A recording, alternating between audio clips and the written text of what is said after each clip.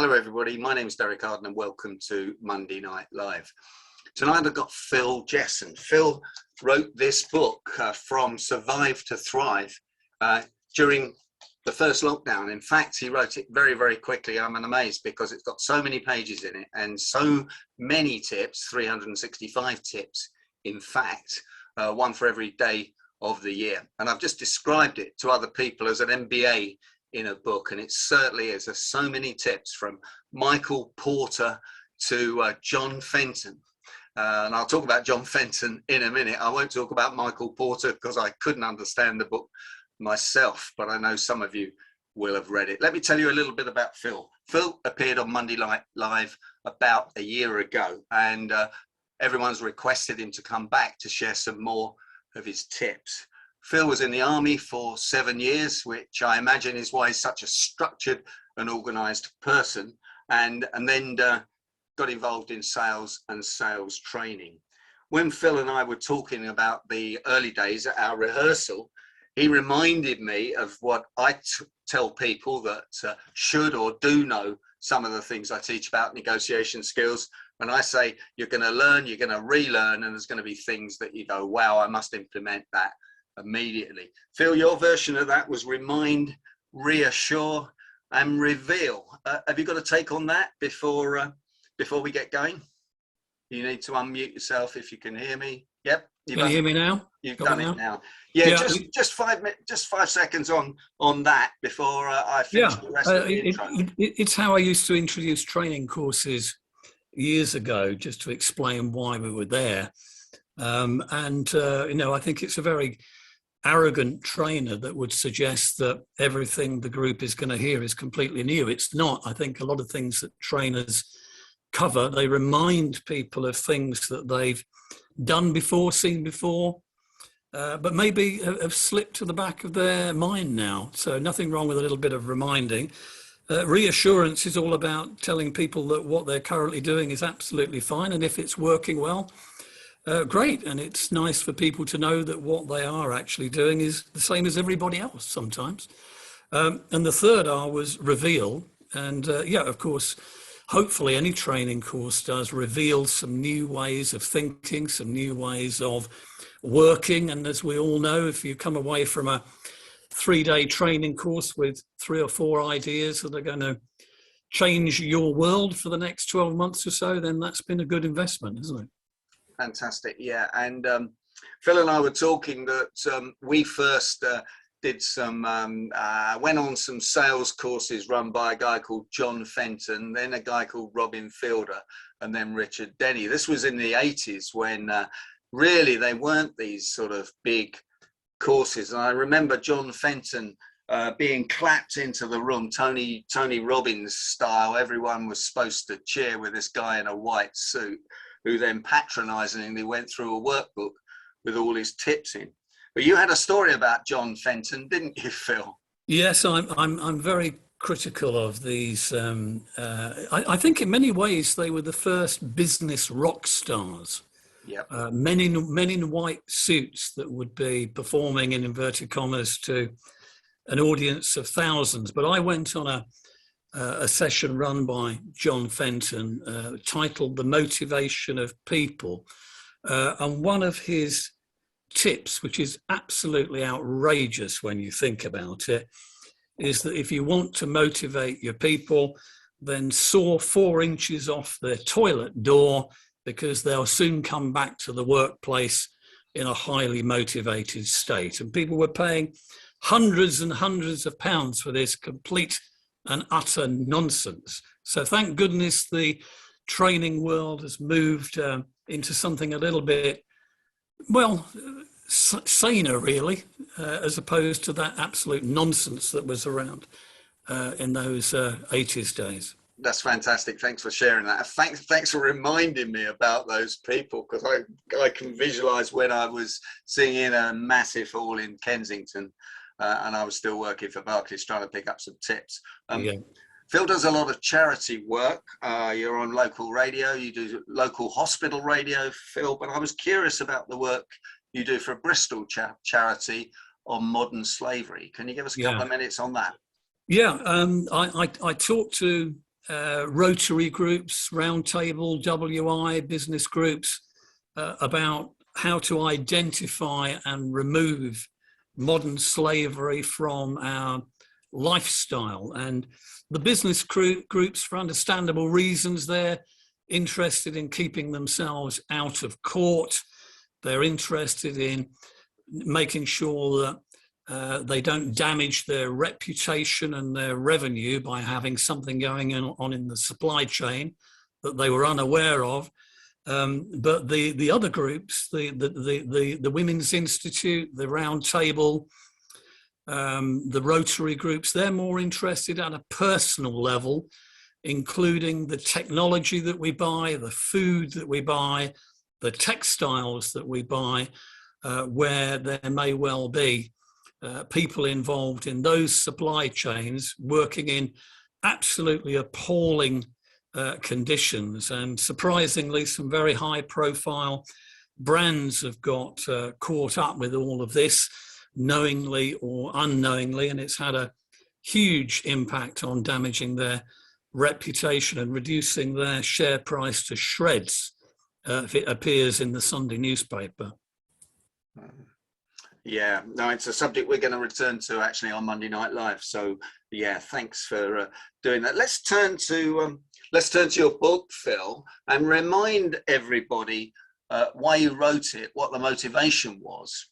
And I want to know how you did it, actually, how you pinned yourself down to write all those 400 pages and 365 tips. Well, it was one of those things, Derek, where when lockdown 1 kicked in, and I couldn't obviously get out the house apart from the essentials, I thought, right, well, I'm going to do something to raise money for the NHS and care worker heroes that we're all obviously very grateful for. So literally every day I would go into my lounge with mountains of bits of paper and whatever that I'd collected over the years. And I would go in with an armful of music DVDs, and I would put on these music DVDs, which I love, incidentally, live music DVDs. And typically I would say to my lovely wife, Joanna, I'll see you in 3 hours' time. I'm now going to Paris with Phil Collins. And off I would go and put the Phil Collins DVD on. And I am one of those people that can work with a lot of noise. So whilst the 3-hour DVD was on, I'd be tapping away on my laptop. And as you know, Derek, some of the ideas in the book are concepts and tips. Some are very, very short and sharp quotes or key questions, as I call them. But over a period of 3 months, I think I surprised myself really by getting up to the 365 points, which was what we wanted to do. Raised a lot of money and still are, incidentally. And I didn't want to donate the money to the NHS central pot. I also talked to the local health services in my area in Leicestershire, and we donated some money to a charity that prevents doctors and nurses committing suicide. We bought all sorts of equipment for another surgery, and in the case of another surgery on the outskirts of Leicester, we paid for some mindfulness courses that they wanted their staff to go on for obvious reasons to deal with the pressure of the moment. So yeah, very pleased with it, very proud of it, and still going strong. Okay, well, I'd ask all the members of Monday Night Live to give you the usual round of applause for that, please, because that's sensational. And I think you told me you raised £6,000 at this stage. Now, if anybody wants a book, and it's a great book for families, it's a great book for giving to your clients. And I know one of Phil's clients, or somebody he knew from the Speaking Association, has bought 150 books and sent them out to his client, because that's much better than a bottle of wine at Christmas, Phil. No, and oddly enough, you're talking about Mark Fritz, who I've got a huge amount of time for, and I've just posted off again another 25 books to him today. So he's been a great ambassador for me. Okay, so if you want any of Phil's books, send me an email and I'll pass that on to Phil. That might be the easiest way, or if not, Phil will put details in the chat box, and he obviously sells them direct rather than through Amazon, because Amazon, as you know, take 58% of the purchase price. Phil, let's go to the book now, and you've got 6 tips for us. 6 out of 365 tips. We could ask you for all of them, but we'd be here until March. Yes, indeed. Would you like me to put my slides up now? Yes, please. That would be brilliant. Oh, it's disappeared again. I know what's gone wrong there. Okay, well, you keep looking for it, and I've got 1 or 2 of the. I mean, I did like Seminar in a Sentence. I thought that was brilliant. And I thought this one was brilliant. Number 20, great leaders supply light, not heat. Yeah. That really resonated with me. You concentrate on that. Key question for today. Who do you currently give your best hour of the day to? Wow. And who should you be giving it to? I'm going to have to disappear for a minute, Derek, and go and get these slides back. They've completely gone off the screen here. You go and do that, Phil. Right. I will keep going, because some of these I will be using in my newsletter, with your permission. Phil was very generous to me and said he could use any of this without giving him reference, which is always useful, because there are things that I've come across, but it's the way he's done it. People join a company, but people often leave a boss. Love that one. Loved it.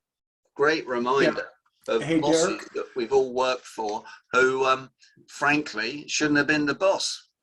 Yep. Derek, you were mentioning the Seminar in a Sentence. The layout of his book is very, very interesting. He has the Seminar in a Sentence for most of his points. And then the second part that I like is the key question for today. And it's a tough question. It's a question that you really can spend some time answering. And it just adds to the value, I think, of the book. It's lots of insights, the key question, and the Seminar in a Sentence. I've never seen a book like that before. It's wonderful. No, I mean, it's very similar to your book in a way, Tim, because it's at opposite sides of the spectrum. And I think it gives us lots of ideas. One of the ideas I got for it at Christmas, I've written what I've called a book on a page with 10 tips that have come out. I haven't done anything with it apart from. I think he takes it farther than I did with the question for the day and the Seminar in a Sentence. I applaud him very, very much. So thank you. We're there, I think. Right. Are you ready for me to kick off then, Derek? Yeah. And just for anybody that doesn't know how to make the slides bigger or Phil bigger or me, there is a line down the middle of your screen. And if you click on it exactly, you can move the screen for bigger slides or to look at Phil's handsome face. Off you go, Phil. Okie dokie. Well, thank you very much, Derek, for inviting me to chat to the group this evening. And hello, everybody. I've seen your lovely faces on the screen, some familiar faces there. So nice to be back with you once again. So I've just selected 6 different items from the book to talk to you about. They are not directly related, but I thought they would be of interest at this particular time of year. And the first one I want to talk about, bearing in mind we are still in January and a lot of people will be looking at their lives, maybe setting a few New Year's resolutions and all of that good stuff, is I'd like to share with you a model that I found to be very, very effective for achieving goals, whether it be lifestyle goals or whether it be work-related goals. And what this model invites you to do initially is to dream big. So we're not just talking about objectives for the next 3 months or whatever. The model invites you to dream dream big time. So Phil, do you just want to click on that slide so it comes up in the bigger box? click on. Click on the dream thumbnail. Yeah, I'm going to get there in a second, Derek. Okay, sorry, I'm ahead of you. I apologize. You're ahead of me.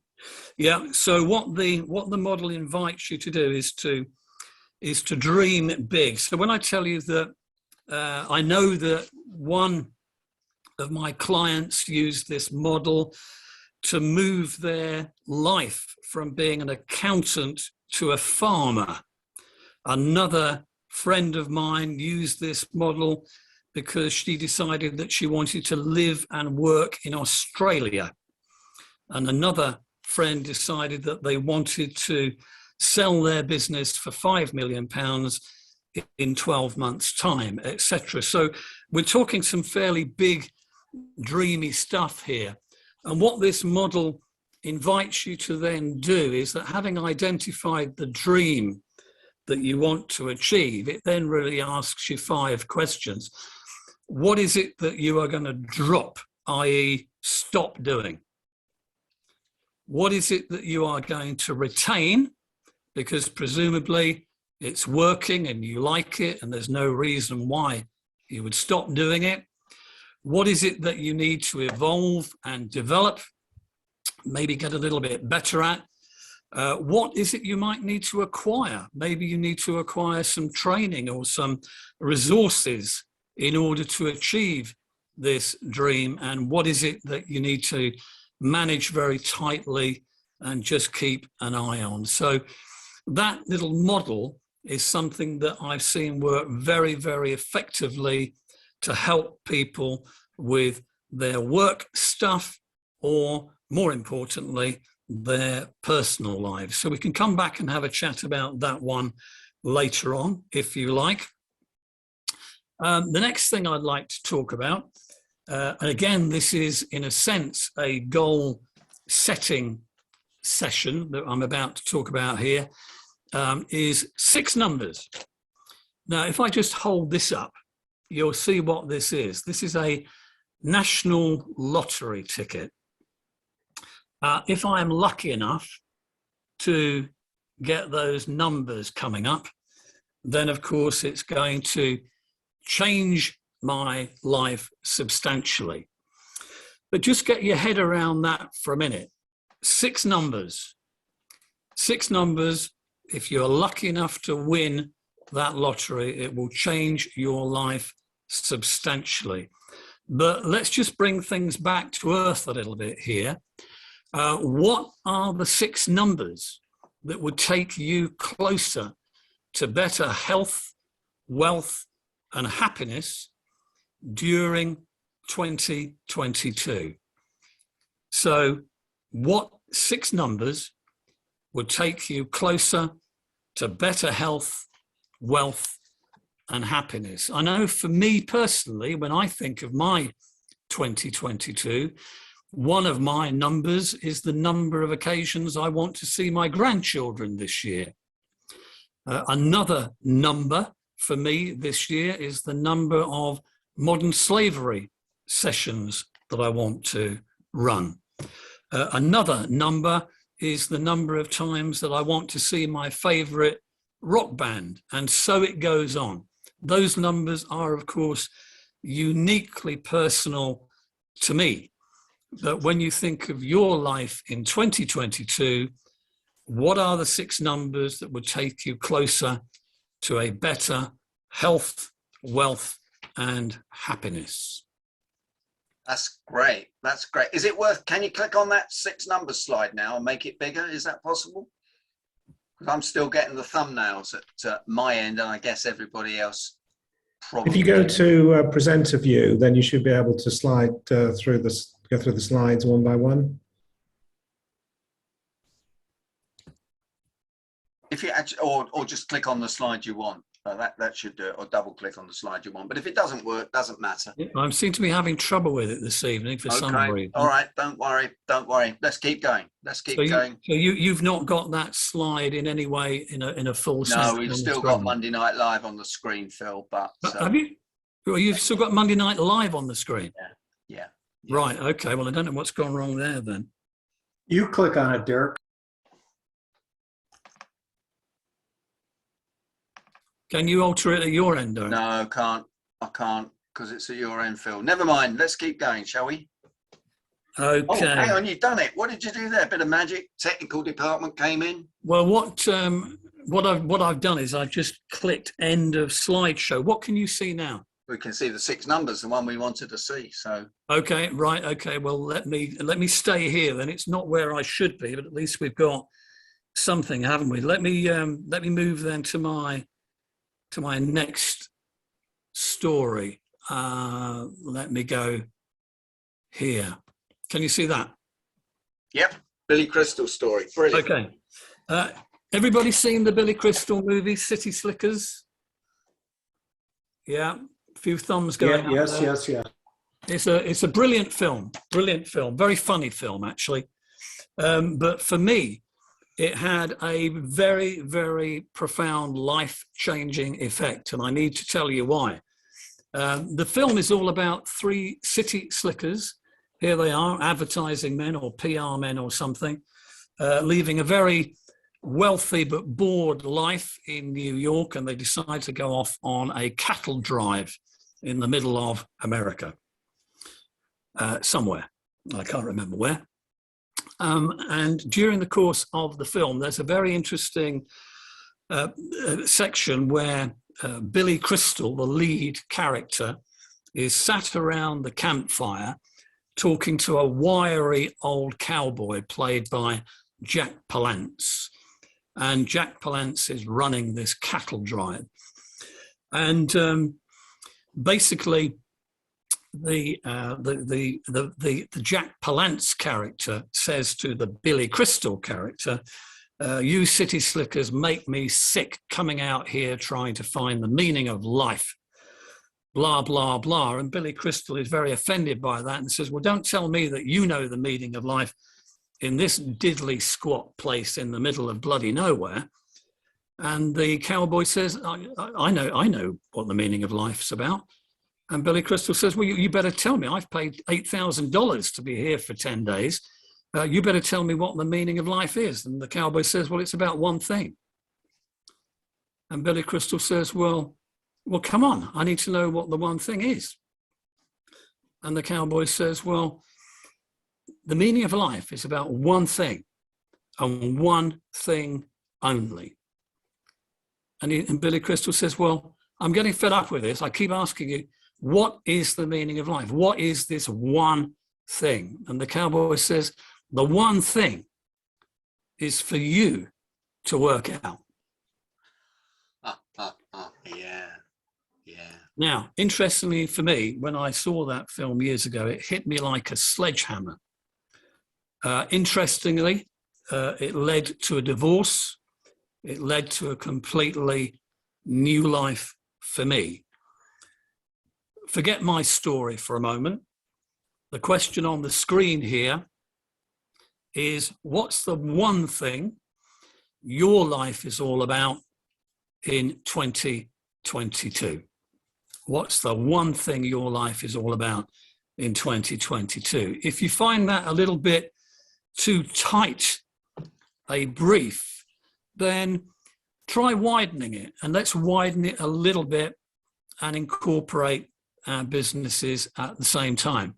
So I could say, well, what's the one thing that's most important to you in 2022 about your personal life? What's the one thing about your customer base? What's the one thing about the products and services that you are selling? What's the one thing about your finances? What's the one thing about your relationships with your nearest? So you can widen that question as far as you want to go, but in its purest Billy Crystal form, it is very much a meaning of life type of question. What's the one thing that's most important to you in 2022? So we'll come back to that if you'd like to. So moving on, because I've got 3 more to share with you. This is the feedback model that I just like to share with you. I don't know whether you've come across it before. I did not invent this. I came across it a few years ago. I can't remember the guy's name in full. It will occur to me in a minute. Jeff was his first name. I'm sure I'll remember it. But he talked about WWWEBI. And this is a brilliant model for giving feedback because it is not in any way critical. It's about looking somebody in the eye, maybe a member of your family, maybe somebody within your business, maybe a friend. But it's about looking at what's working well that would be even better if. And within those lovely words, we're not saying at any stage, you've got this wrong or what you're doing is incorrect. What we're doing is starting off with things that are working well, but from our point of view, would be even better if. And I've used this model in my coaching work with a number of clients. It's brilliant at solving tension between manager and member of staff where there might be a performance issue, because you can imagine the conversation. What's working well, as I see it, is you're doing a brilliant job on this and you're doing a brilliant job on that. But for me, it would be even better if you could speak up a bit more at meetings because we value your contribution. And it would also be better for me if you could do more of this and less of that. It's a very, very effective feedback mechanism. And interestingly, when I first came across this model a few years ago, I've also used that with great success with my very difficult daughter. I say very difficult, difficult probably because I was using the wrong questioning techniques all along. And now using that technique, I've been able to establish a much, much better rapport with her. Phil, that's great. If I can, I've just looked this up in a book I've got in front of me called Survive to Thrive, and it's a chap called Jeff Grout. That's him? That's Jeff him. Grout. That's the man. I think it's a fabulous model. It's very similar to giving feed forward to do things even better. And of course, very similar to the army model of sandwich feedback. Yeah, Indeed. Which is where you give the good points, the performance points in the middle, and then the good points. It's a very simple model to remember, I think, that WW. And I think that's one of the things about the book. I think one of the reasons why people like the stuff in the book is that it sinks in very quickly. You don't have to just keep reading it time and time again. So remind us what WWWEBI stands for. What's working well, even better if. That's what it stands for. Are you looking at that on the screen now? Yeah, it's there. It's there on the screen. What's working well, even better if. So the next thing I'd like to have a look at is email harmony. And this is going back to my time as a management consultant, as a trainer. I think a huge amount of tension with organizations is often built up through inappropriate emails being sent around, very often copied to 25 people for effect. They cause absolute havoc. And I used to say to chief executives that I worked with, what is your email policy? And they were very surprised by the question because they weren't aware that they should have one. And when I said to them, you need an email policy, people need to know what it's for and what it's not for, when it's appropriate to use it and when it's not appropriate to use it, including those people that insist on sending emails at 2 o'clock in the morning just to impress you. So the next slide says it all, really. I think email harmony comes when emails are used for these three things: information, clarification, motivation, not criticism. Information, clarification, asking a question here and there, or motivation. If it's remotely critical, I think it should never, ever go on an email, because you know how it starts. It's come to my attention that one of your people has upset one of my people. I can't tell you which one, but just take it from me. And of course, people don't take it from me. They get very upset with the nature of that sort of communication. So wherever I've worked as a management consultant, wherever I've been able to engineer an email policy, those three words have gone into it: information, clarification, and motivation. So the last thing I want to have a look at before we again go Q&A, or back to you, Derek, is how we all deal with stress. Stress in our lives. And it's there, we know that, a good bit of stress. Nothing wrong with it. It will enhance our performance. But what do we do when the stress either goes on for too long, or it's too strong, or both? And that's where the problem occurs. The thing causing stress goes on for too long or too long. And I would like to suggest that, keeping it simple, as I do, I'm a simple soul, that there are only three things that you can do about stress. And here they are on the screen now.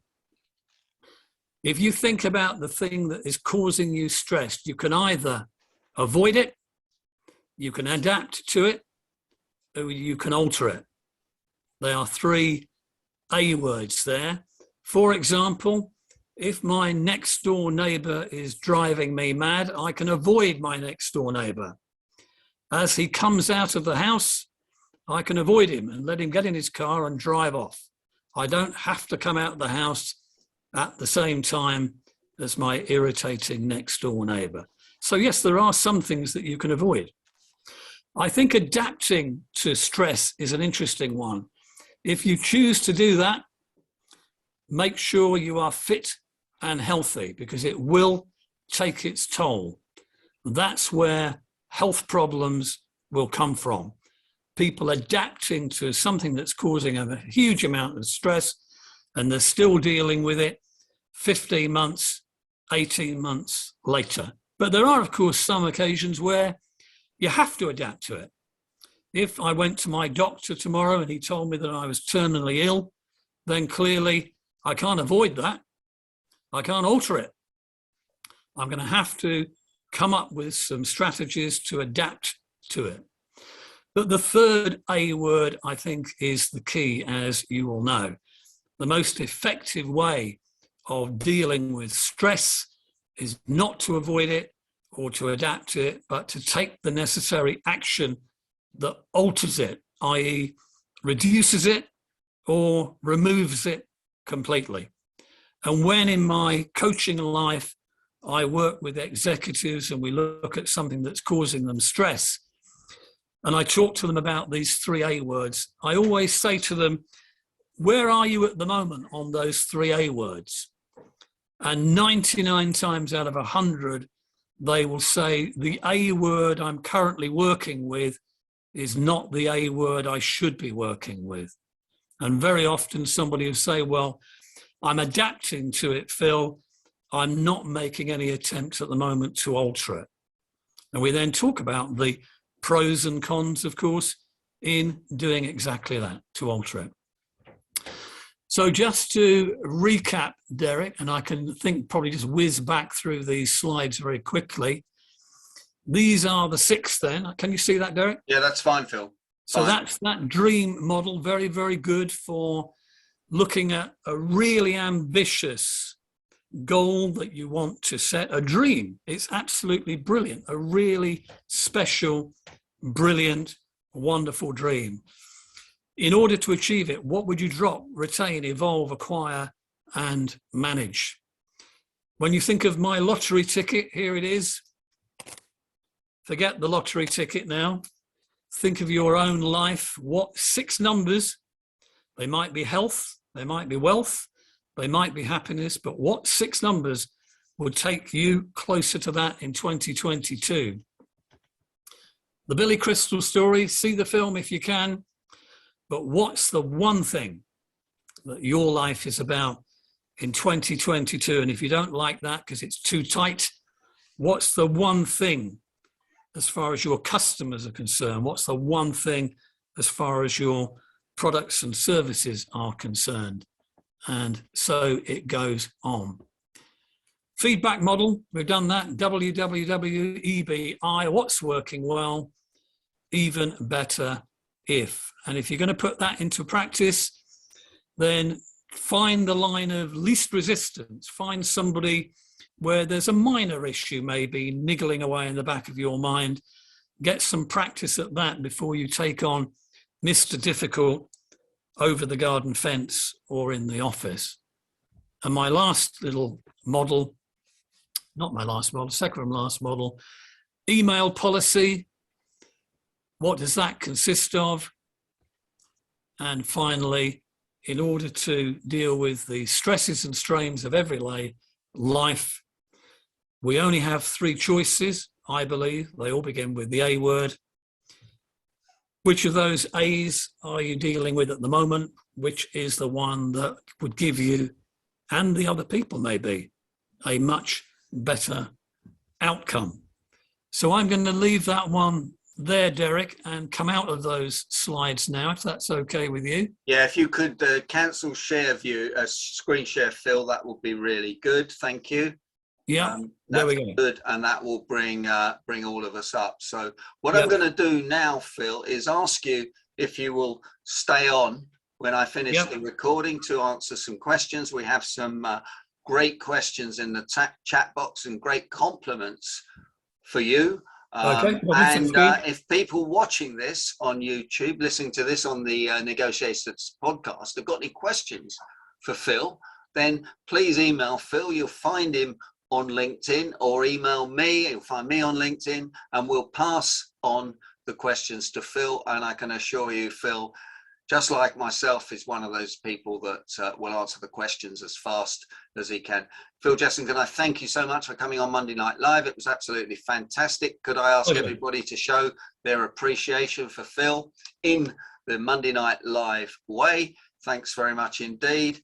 And Phil, will you come back and give us another 6 tips in a few months' time? Yeah, very happy to do that, Derek. Yeah, very happy to do that. Fantastic. And anyone wants a copy of Phil's book, either contact me or contact Phil, or perhaps you want 150 for your clients. Look forward to seeing you next week on Monday Night Live. Thanks for joining us.